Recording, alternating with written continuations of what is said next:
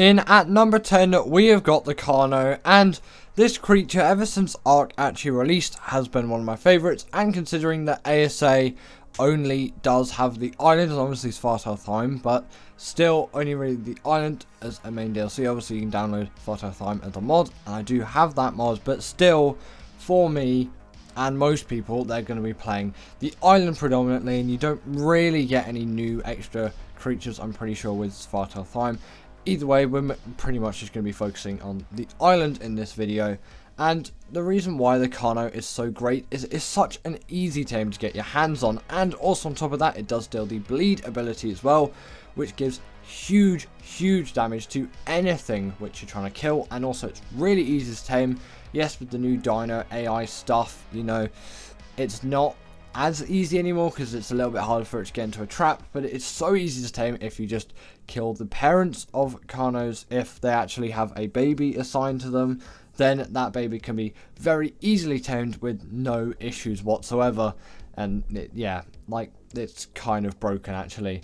And they're really small and pretty agile carnivores as well, so it really does work to their benefit. And you know, they're unlocked, their saddle, sorry, it's unlocked quite low level, I don't know why I'm stuttering so much. It's unlocked at a low enough level that they're not really a late game creature or really a mid game one. You can pretty much get it within your first couple of hours of Arc, as long as you're not playing on official. And if you are actually beginning on Arc, I wouldn't recommend going on official. So continuing on, we have the Thrall, and this creature has to be here. It is a relatively easy tame, and it deals the bleed ability like the Carno, which does again plays huge benefit in terms of the damage department, and it can scale a lot of things really quickly and really easily, any kind of vertical surface really. Your only real downside is the fact that, you know, these things don't react too well to ASA's new kind of environment in terms of how the terrain is set out. It is quite buggy at the moment, although I haven't done too much with these things. When I was recording this b-roll, I was having a hard time moving around, and I don't imagine they fixed it, as the mountains still to this day pretty much look exactly the same. Maybe just change them back to what they were like in the old Arc, but some things, you know, they might just never get fixed in ASA, to be honest. But fingers crossed it all works. And also, just as a little tip, I know it's not really talking about the Thrall, if you are playing ASA on PC and you've got a reasonably good system, like I've got a 3090 now, the 3090 is actually in my computer. I've had it for about a day now. I really haven't had it for that long, and I've actually to buy some thermal paste yesterday for today because my GPU was overheating because the previous owner didn't repaste it, and this thermal paste was 4 years old, so you know, that's what happened. But with a card like mine, still, obviously I'm running it 1440p. This is on 2060 Super, by the way. This isn't on the 3090. Those foliage interaction settings are so intensive. Honestly, it is not worth it. Just turn them off, okay? I know it doesn't really relate to this top 10, but, you know, might as well give you a little ASA top tip. But at least you can see the bleed ability there, because if you're having loads of performance issues like that and you haven't turned those off yet, I strongly recommend that you do. And then go for the shadows. Make sure to turn off the bubble multiplier. I think that's another setting which is quite intensive, and you know, just gradually scale it down until you find something that's playable. Next up, we have got the Bionics, and this creature is extremely useful for everything in terms of Arc. This creature really does have such huge benefit to any Arc player, as it is the go-to creature for doing anything on the island in terms of caving, and it can be just a pretty good general carnivore as well. It's a very easy tame, pretty much the same as the Carno, except it has no baby equivalent, so you can't use that method. And then you've got yourself a really great caving creature, which is also great for the underwater caves as well, as if you couldn't tell. It also does do quite a lot of underwater things. Its only real downside is that it eats fish instead of normal meat, but that's not actually too bad. Coelacanths really aren't that hard to come by on the island. It's not much of an issue, and this creature is just so good, it is definitely worth the tame. On other maps, you might recommend a Deinonychus or a Shadowmane or something like that, but this creature with that spin ability underwater and just a really great health and damage stat with good stamina, good speed, and good weight, they're really great caving creatures for the island, obviously mainly because they can fit into most caves, apart from the Earth Factor, the Skylord. That cave is too small.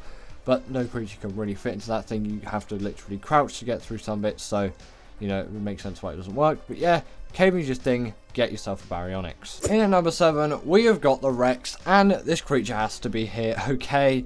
ASA obviously mainly just includes the island, and for all the island bosses, it can be done with the Rex, although the dragon is better done with the Theory. And clue, that thing is the next creature on the list, so you'll hear me talking in more detail about it in just maybe a minute or two. Either way, in terms of the Rex's abilities, you can kind of tell what it would do as a boss creature. It's just got a lot of health and a lot of damage. It's buff, it's strong, it does what it's supposed to do, okay? It really does pack a punch in all things in terms of the damage department, and obviously that's what you can really hold this creature close for, as that's just what this creature is really good at doing. And like, it's the Rex, come on, what would you expect out of this creature? And the UT is another great one as well. I'm just going to mention it because it's not actually on the list of creatures here. I just didn't put it here, okay? But still, the UT is a really great creature, which I think you should be taming as well. So I'm just going to chuck it in with the Rex because they're both really valuable boss creatures. And on the islands, I wouldn't really use them for anything more because there are some better, smaller, agile creatures, not even necessarily smaller, just sometimes some more bigger agile creatures, which seems a bit weird to say, but there is definitely one of those coming up, and they'll do better for just general combat than the Rex, whereas in bosses, this thing's actually allowed into them. The other creature is as well, but it generally tends to do a little bit better. Next up, we have got the Theory, and it had to be here for its extreme use in the dragon boss fight, but also its saddle is unlocked at level 69.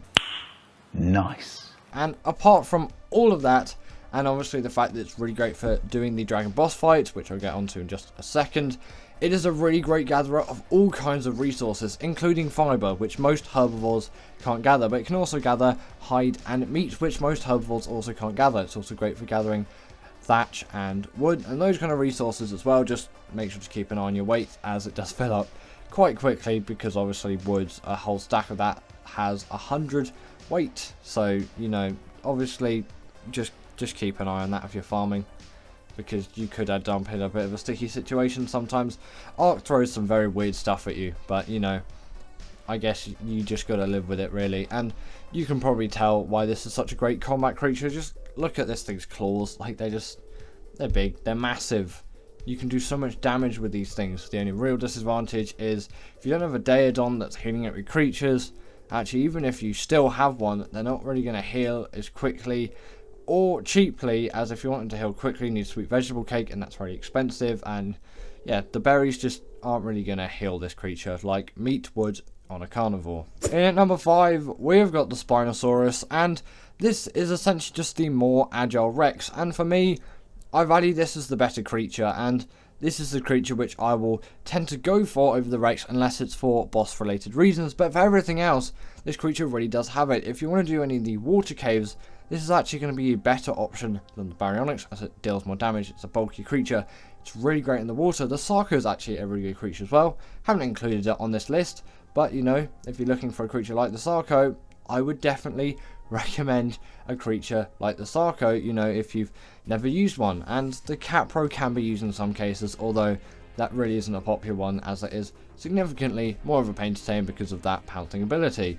Either way, back to the Spino, this thing can actually turn at 360 on the spot and does more damage than the Rex. Also, it does have the hydration buff, and you can see it swimming in water there, which the Rex is notoriously awful at. That thing goes so slowly in water, like it's honestly actually infuriating at points. But the Spino definitely can swim through water very efficiently, and it can even go up on its hind legs, as it did have a TLC at some point, and deal even more damage. And again, if I haven't said it already, or just to emphasize even more, it does more damage than the Rex. Its only real downside is it has less health than the Rex, and actually, like 2015-2016 era Arc, it was actually valued as just a better creature. It was just known that the Spino was the bigger beast, although in some ways it isn't.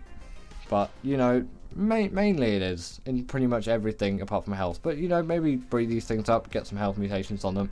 You don't really need too high health on the island anyway, so you should be fine. Next up, we have Tiny Tim, and Tiny Tim has to be mentioned on this list. And also, if you get the reference behind Tiny Tim, comment that down below. But the Giga, or I'm just going to say Tiny Tim for the rest of this. I like the Tiny Tim trend too much. I know it's ridiculously old now, but still, the Tiny Tim is one of the most powerful creatures on the island before another creature came out, and also the one which is next on the list as well. There's actually kind of quite a few. By quite a few, I essentially just mean 2 at this point, and Ark has had significantly more powerful creatures come out after this thing, but still for ASA on the moment, at the moment, not on the moment, whatever on the moment means, I've no idea. I guess it means at the moment. It's the new Frapperjack's dictionary of language or whatever. Yeah, you can kind of tell that the Tiny Tim is more dated compared to some other creatures because it's got a rage buff, and you know that when it's tamed, it gets significantly weaker than a wild one. It loses its bleed ability, because back then you didn't really need more power than that, but now in Ark everything just gets more and more powerful, and it generally progresses like that, and it isn't quite as powerful as it once was because just other creatures are just now a lot more powerful than this thing, and that's why it's been kicked back a bit. If this was like 2016, it would be pretty much in the #1 spot. Next up, in number 3, we have got the Rhinognatha, and some people might be saying, why am I not putting this thing in at number 1 or at number 2, and actually some people might say this is better than the creature which I've got in at number 2, but I'm going to say not, because I think this creature is a little bit of a game changer when it comes to Island, and yes, it's a really good creature, but I have to put it back just for one reason, and it really brings a huge imbalance to the game, and also I really hate it when I don't have one, because they're so annoying to deal with and really annoying to kill, especially in the early stages of the game. Like, you've got no chance whatsoever, and it really demotes them a lot, especially on ASA, because they spawn absolutely everywhere in the swamp biomes. Like, you can never not find one of these things. At this point, I've probably jinxed it now, and I'll never be able to find one again. That's how Ark lore works, but at least in the older version of Ark, they're a lot harder to find, which I think it works. Okay, I definitely prefer them being hard to find instead of really easy to find, because I don't know. I don't really like having these things everywhere. It makes like the swamp biome the most like difficult biome to deal with in Ark, and I don't want it to be that, okay? I want it to be just the swamp biome that it was before the Rhinognatha, or maybe if the Rhino... it's not like I want to get rid of it, but I want less of this creature in the game. It really does imbalance Ark. Maybe it needs a nerf. Definitely on ASA needs some sort of spawn limit, which is lower than the amount that it currently spawns at. But you know, at least its tame method is quite long and lengthy, but still, for general players, it really isn't that difficult. And if you've got any kind of skill in the Ark world, this really is not going to be a difficult tame. Like, a Shadow Main is going to be a lot harder to tame than this thing. It really is not difficult whatsoever. You can do it in, you know, a matter of possibly an hour, like easily like that. I know it sounds like a lot, but most of that is just waiting times really, and obviously it depends on your rates and all of that, but it really isn't that difficult of a tame. I think it just really imbalances the game, but all the good stuff with it, it can pick up loads and loads of creatures, it deals heavy amounts of damage, and that's why it's imbalanced. This thing can literally pick up the Rex, and I think that's a little bit too far, but it still is a really good creature, so I have to put it here. Next up, we have the Kronosaurus. Sorry for the blurry image, for some reason my other one's gone away, and now I can't find a better image for the dossier for this thing.